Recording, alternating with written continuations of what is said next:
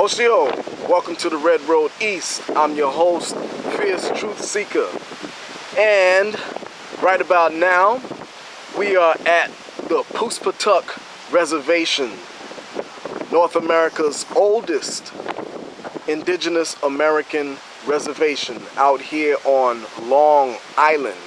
And right now, I have the pleasure of having a very distinguished guest, Eagle-Eye Banks. Eagle-Eye Banks is a book author and also a very talented artist, a sculptor. He does the statues and his newest creation, this teepee, which he is sitting next to. So, without further ado, I'm gonna introduce Eagle-Eye Banks. Eagle-Eye, OCO. All the stuff I did for the TP, I did all the artwork out here. It's the only reservation in America, and I feel very proud that the creator put me to do this here. I have a book out called The Original Man of the Mountain. I'm for real. I'm original man of the mountain, right? And not African. No, I'm not African. I'm definitely not African. I have nothing to do with Africa. I have nothing against Africa. I like the African food. I'm black like the African, but I'm not African. Okay. And so this is your latest piece of work, this teepee. This is my latest piece of work right here. I got to do 3 more. Also, I'm going to do one 20-foot tall for the powwow ground. I'm getting ready to do that. I got to do 1 more for Mr. Ron Bell to put on the other side of the other natives that I done structured. You know, first I started off with wood, and what happened, a guy named Birmingham, Alabama, first started off with wood with him. We used to sit in Central Park, and I used to with my children do all of the wood. And he told me one thing. He told me, Bama, he passed away now. He was sitting in my office that way. He said, once you can do wood, you can do anything. You can do clay, you can do cement, you can do anything. Because one thing about wood, once you knock the nose off, it's gone. You got to put it in the coffin somewhere. The cement, you get the nose, you keep farming it until you get it right. Very few people can sculpt out of cement. I always tell people that's a gift from God. I can sculpt out of cement. And I don't take the credit, I take the credit because no man came up and told me, listen, Eagle-Eye, this is the way you do it out of cement. He created this one day, I was sculpted out of clay, and one day out of the clear blue sky and plaster, one out of the clear blue sky, it just came to me, started sculpting out of cement. And that day that happened in like 2000. It happened in 2000. And I've been sculpting out of cement ever since. And everything I do is out of cement. Now, one thing about my viewers, anytime the indigenous people of color come out with information, they like to dispute it and challenge it. Now, I see you have your book here. Are you able to back up your statements with genealogy? Oh, of course I can back up my statement with genealogy. Everything in the book is true. You know, I never had them. This is my great grandmother right here. Hold it right there so that I can zoom in.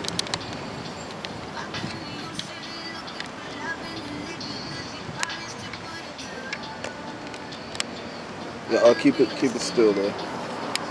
Just want to zoom in.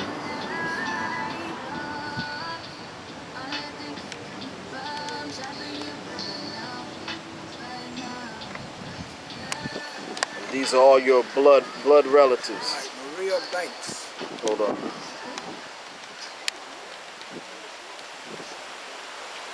Okay, so who are we looking at in these? We're looking at one of my great grandmother, Maria Banks. Okay, that's which one She on was the? from the Mata.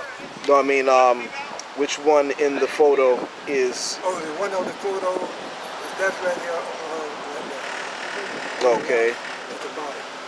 Okay. And also, I'm gonna show you my other great grandmother on my other side, which is on my father's mother's side. You know, she was Sarah Ella Hudson. She was from 1883, from Cherokee root. Also, this is a picture here They got me on a flag all over the world in Indianapolis Museum. Okay. This is Sarah Ella Huxley. This is my great-great-grandmother. I come straight down this line, you know, and if you know, she's a foul complexion. She's not dark like you see Pepper. See what we got to get out of it. What got everybody mixed up is this color thing, the color of your skin. The color of your skin has absolutely nothing to do with who you are. Right. You see, if you notice my great-grandparents, all the men, they were European, they was white. So ain't no such a thing, I'm too dark to be an Indian. A lot of people, oh, you're too dark to be an Indian. What the hell are you talking about? My great-grandfather, he was white, now what? And it's proven and it's true. It ain't no lie. The women, the Muskoka Indians were dark complexion. Right. The Cherokee came different complexion. Some of them were dark, some of them were fair, and they wouldn't even have to be mixed with a white person. So we got to get this color stuff out of our mind about you have to be a certain color, you understand, to be this and to be that. That's just people's ignorance. There's a funny thing about it. Why is it so called a problem when you say you're a Native American? You can say you're a Jew, you can even say you're white, is no problem. You can say you're Indian, and you say you're a Native American. That come a problem. I can't understand that. It don't make sense. One and one don't add up to two. Oh, you can't be no Native American. And what do you mean you can't be no Native American? They can't look no more distant than I am. This book, it is true. There's no lie. We had nobody to come back there with us. Talking about, what are you talking about? You don't relate to Henry Huxley, you understand? I joined ancestry.com, and then I went to the Moment Church. I found out all this information to be true. And to tell the truth, I didn't even know. I didn't know nothing about the men of my family. And we, me and Professor Moore, the one that did the book, the guy told us to trace the men back, and we'll find out exactly what we were just looking at the women's side. And we did that. We traced the men back, and that's when I found out my great-grandmother, they was all white, and they was Huxley. One of them built a state in South Carolina, he was an architect. So I have had a reader to tell me. I'm going to ask you to, I'm sorry, I'm going to ask you to repeat what you just said, only because that car was in the back. And yeah, just, well, let me reintroduce you again. So, for those who are just joining in, we are here with Eagle Eye Banks, and we're on the Poosepatuck Reservation. And he is the book author of the book that he's holding up. And he is also the artist that created these statues here that you see on the reservation. Okay, give us the title of that book again. The title of the book, The Original Man of America. Eagle Eye, the original man of the America. Original Man of America. Okay, great. And so you were saying that, because I know we're talking about how people will try to challenge what you're saying. So you're saying that you're able to back up what you're saying with your genealogy. I'm able to back up with my genealogy, and why I say I'm the original man of America, because I am. And why I say I'm the original man of America, a lot of you people don't know. You look at that color. You don't know the dark skin. And why I say that, what happened, my great-grandfather, when they came over from London, England, which is the Henry Hudson River, Henry Hudson, Prince Hudson, and Nelson this is my great-great-grandfather. He was a white man. And that's Henry Hudson, who the Hudson River is named after. Yep. Hudson River, them is my grandpa. Wow. And there's no lie, and if anybody wants to challenge me about it, they can't challenge me about it because it's true. I'm not coming up with no myth, no lie, it's true. Me, myself, I was surprised when I found out about it. I knew about the Native American side on my side, but I didn't know about my grandfather, the white. And what happened, we found out, we would look at the women's side, and me and Professor Moab, the one that did this book, right? We would look at, so Bob Blankenship in Cherokee, North Carolina, so y'all look at the man's side, right? And you can really find out, so that's when we studied the man's side, and that's when I found out that Henry Hudson, Prince Hudson, Pharrell Van Hudson, and my great-great-grandfather, I come straight down that line. I come out of the, a lot of people say, well, white come from black, white come black. That might be true, but I got proof that this time, I came straight out of the white race into the Native American race. And then after that, they started marrying other people, you understand? I'm not from Africa. I have nothing to do with it. I have nothing on Africa. I like African food. I like fufu. I like gumbo. I like anything they fix. You know what I'm saying? I have nothing to do. I even go to the restaurant, but I'm not African. Makes sense. If it follows with you know, the history of this land, you know, Right. people don't want to accept it, but that's the reality of it. Exactly. It's true.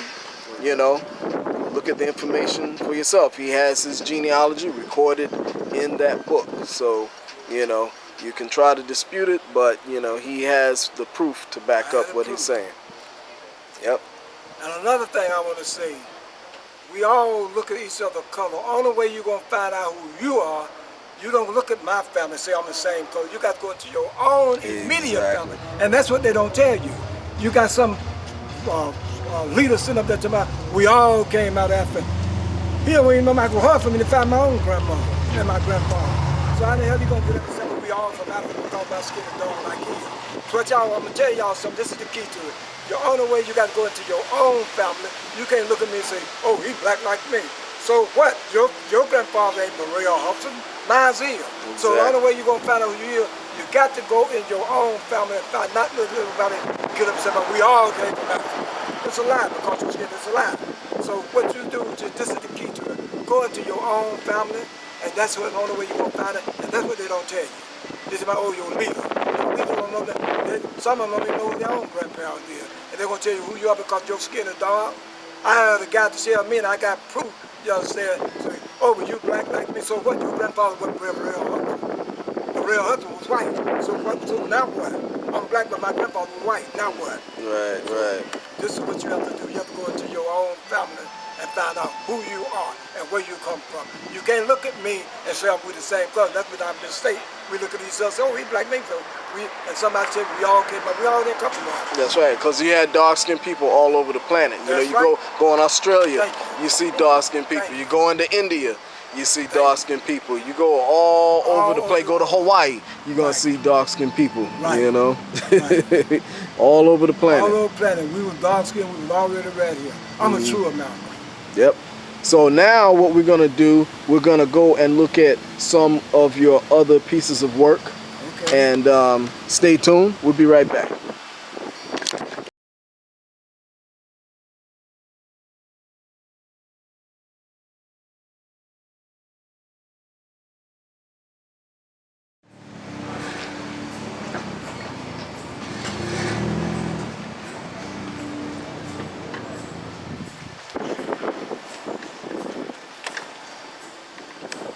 Okay, so we're back and we're looking at another beautiful piece of work done by the elder Eagle Eye Banks. So, Eagle Eye, tell us something about this piece of work right here. This piece of wood was done in Deer Park. Really, a white guy, you know. You said it's made out of wood? It's made out of wood. Really? Right. We did it, I met him in Deer Park, right? And it was a white boy. He started off with this, and me and him, I helped him did this piece, you know? And it was made out of wood. Then before I started doing it out of concrete. I didn't know Mr. Ron Bell during the time this piece was done, right? So Ron came to Deer Park, and he, you know, after this was finished, he picked up the piece, right? And we brought it here. We brought it here, right? I didn't know Mr. Ron Bell. So, and then, but the coloring and all that, after this, it was like raw.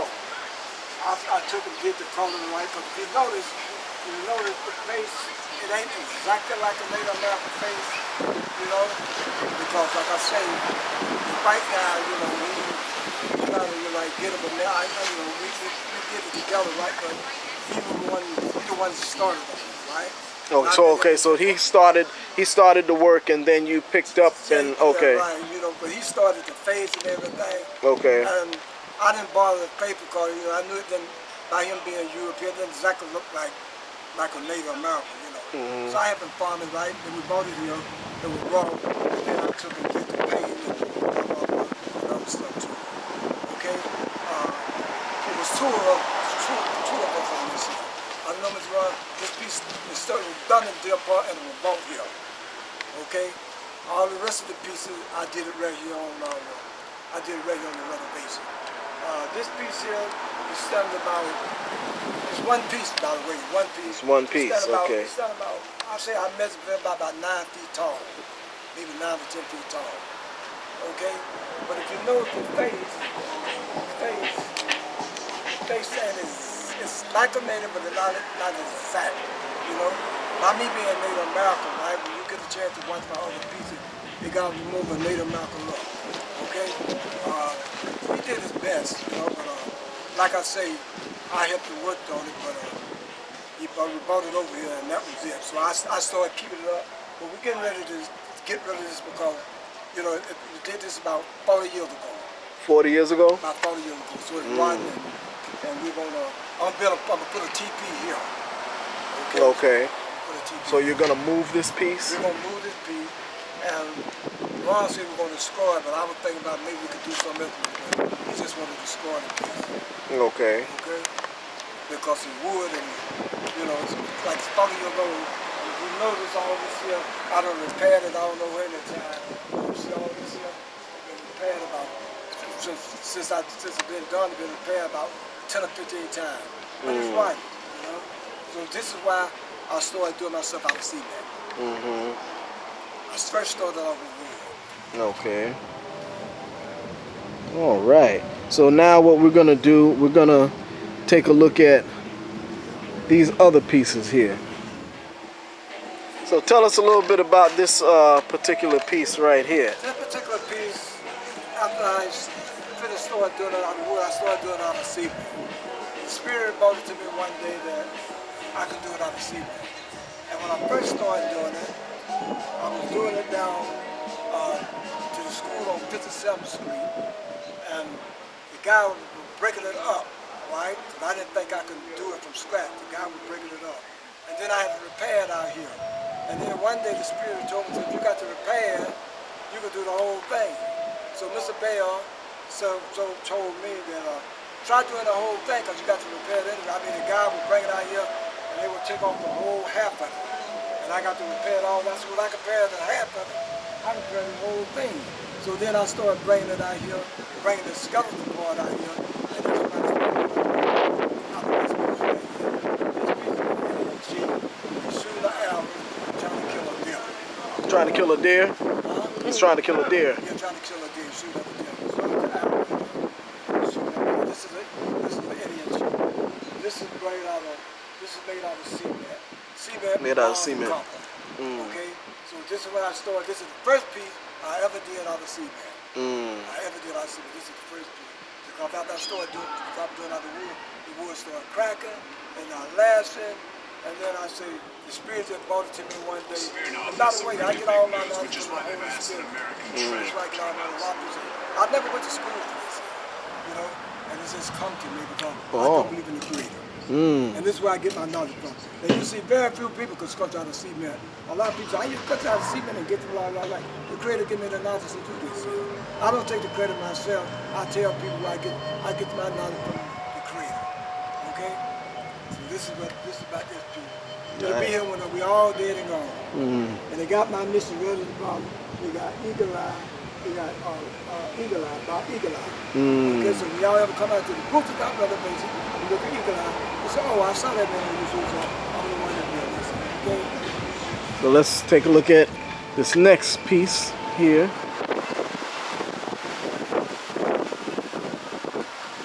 Okay, so Eagle Eye, tell us a little bit about this. Okay, after I did that piece, this is a second piece I did. We got it, this is a second piece I did. This piece here is almost 20 foot tall. Okay? It's done out of cement, pure cement. I started from scratch. Right here on the Poosepatuck Reservation, I started from scratch. And I don't care where you go, you will never see another piece like this. It's one of a kind. Okay, this piece here was very difficult. This is about the difficult piece I even had. We tried to get this piece to stand straight and we couldn't do it to save my life. And we must have bum around about 2 months. I had a friend by the name of Mount Zoo, right? You said this will show you can't be too proud, you don't know everything. I'm a good sculptor, but I couldn't figure out, and me and the other few producers, I couldn't figure out how we were gonna make the thing stand. He came and looked at it one time, right? And what he did, right? We broke a hole on that side, broke a hole on that side, and broke 2 in the middle. And that's what made it stand. What I was doing, right? I had me and Anwar, we were working together on this beat. We kept boom, I don't care how deep I took the rod, but it kept moving. I couldn't figure out what, because I thought that the rod in the center gonna keep it balanced. And I said, what in the world I'm doing wrong? But by me getting out down on, I'm such a good sculptor, you know, just go to show you, you can't get beside you, you don't know everything, somebody always knows something you don't know. So the spirit told me to go call my friend by the name of Malcolm, he's a Muslim. I went and called him, me and him was working together, by the way, right? We did carpet and all that together. And I said, I can't figure this out. So he said, let me see it. He said, I know the rod. I said, what's wrong? He said, you got to put something on each side and something two in the middle to keep it balanced. I was going to put something deep down in there, but it was...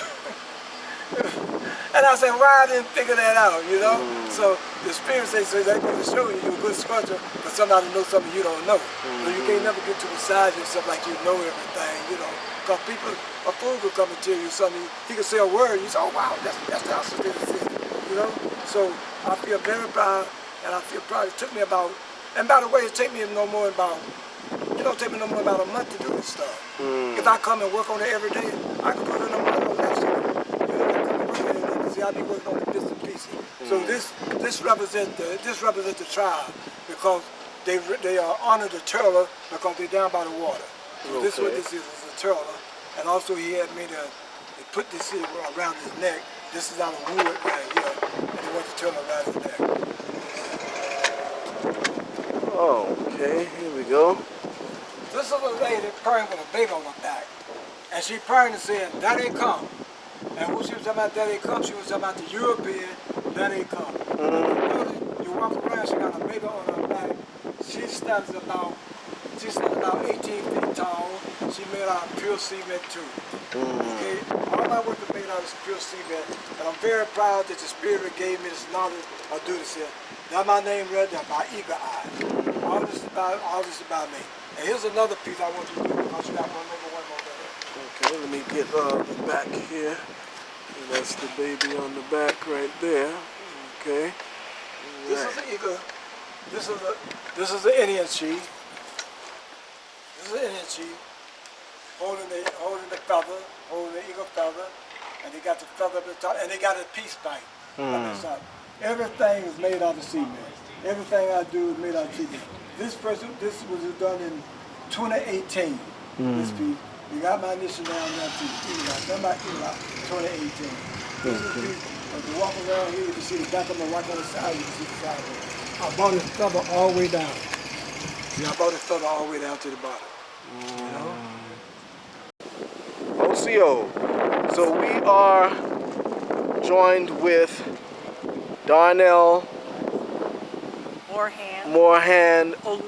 Olufade. I didn't want to mess your name up. And you co-authored the book with Eagle Eye. Right. Eagle Eye narrated the book to me. Professor? Professor, yes. I'm a professor at the University of Bridgeport. I've been teaching African American history there since 2014.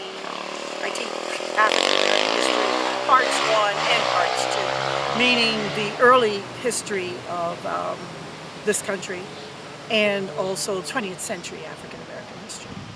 So, yes, when we met and we started to discuss various factors about his family, I found out that it sort of fitted in with some of the stuff that I teach. And more research, and especially as I'm bringing here to Poosepatuck Reservation. Wow. So his family has a number of elders that are still around. We've done interviews with the elders, and all of that information is in this book. So it's not just a book about his life, it is his autobiography and what he did as a child and living in Atlanta with his family and whatnot, and why he came to New York so young, and how much he achieved here in New York State throughout the nearly 60 years he's been living in Manhattan. So it's just been a joy, an absolute joy to publish this book. But it did take us a good number of years because we wanted to make sure the genealogy was correct. Now, what was the process of doing the genealogy? How did you go about doing that? We started research? with ancestry.com with some of the information. And then two of his first cousins that I mentioned in the book, they started the genealogy about 30 years ago. But they sort of got stuck when they kept bringing up the white side of the family and couldn't understand what that was all about. Well, of course, the Mormon Church, the Church of Latter-day Saints, it has a big family history unit right there in their church in Manhattan by Columbus Circus. And we went down there, and that's when we really started getting connections left, right, forward, and center. And the next thing, photographs were being put on by other family members, both black and white. And we were just like shouting for joy because it was a case of yes. And as far as the connection with the Trail of Tears, there is what we call a Cherokee book that sort of traces those who were placed on the Trail of Tears and went all the way to Oklahoma. And we connected the family from that angle too. This is all on his paternal side of his family. It's his father's side of the family. Okay. Of course, his father said very little when he was alive about anything, and probably he didn't know. But it was a case of matching up, and it took me a good 5 years to 6 years to start to match up the stories that I was told in Twiggs, Georgia, by elders in his family, and then to get all the family names and who was related to who and when they got married, and then get photographs of them, and it was just so much. Wow. So much that came out. Very unique setting. Of course, they were regarded as African American. But once you go down there, you look at the people and you say to yourself, wait a minute. There's a whole lot of other stuff going on here. Wow. Yes, and he does come down the Henry Hudson, who was hired many centuries ago to navigate the Hudson River here by the Dutch, for the Dutch on behalf of them.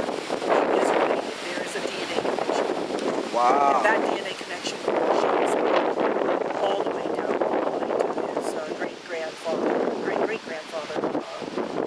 Morrell Vaughn Hudson, and it shows even in his last son that connects with Eagle Eye.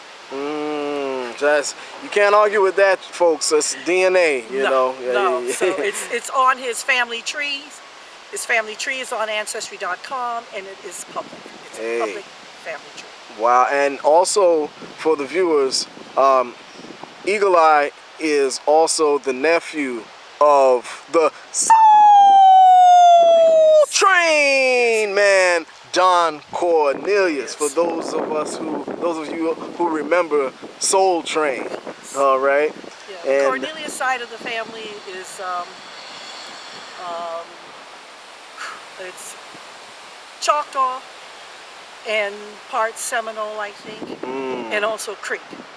And then his bank side is Creek. well, I thank you for allowing us to interview you.